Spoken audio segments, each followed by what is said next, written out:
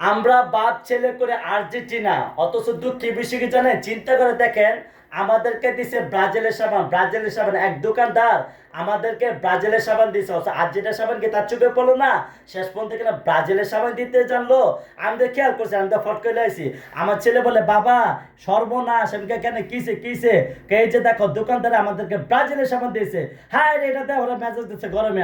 শেষ পর্যন্ত কিনা ব্রাজিলের সাবান দিতে জানলো। আমরা হ্যাঁ হচ্ছে আর্জেন্টিনা দল, আমাদেরকে আমরা আমরা মেসির ফ্যান, আমাদেরকে মেলাডোনা মেসির দল। মেসি হ্যাঁ। এই সাবানটা দোকানদার দিল কেন? হ্যাঁ, এখন তো দোকানদারকে ধরবো। আর দোকানদার সাহেব, আপনি যদি আমার ভিডিওটা দিকে থাকেন, আপনি কি খেয়াল করলেন না সে পর্যন্ত ব্রাজিলই দিতে জানলেন? 14 গোষ্ঠী আর্জেন্টিনা, হ্যাঁ। তারপরে ব্রাজিল দিল কেন? হ্যাঁ, এটা জরিমানা করাবে অবশ্যই। ওনার কাছ থেকে 1,000 টাকা জরিমানা করবো। উনি কেন ব্রাজিলের সাবান দিল? আর তো মানে ব্রাজিলের সাবান, আর্জেন্টিনার সাবান কিছু দেখবো না। আমরা ব্রাজিলকে দুই চোখে দেখতে পারি না। ব্রাজিল আমাদের ব্রাজিল চিরশত্রু মানে চিরশত্রু। ব্রাজিল মানে ফাজিল। আর ব্রাজিল কি খেলা পারে? লাইটটা মারতে খেলা। আর্জেন্টিনা দেখতে যে সুন্দর লাগে। খালি হ্যাঁ, সারা বছর হসপিটালে থাকে, কালকেও খেলতে পারে, নিমার কালকেও মারা যাবে না। আরে অভিনয় করে। শোনো, নিমার যত মারে খেলে তার চেয়ে অভিনয় বেশি করা। একটু না বাচ্চা পরে আরেকজন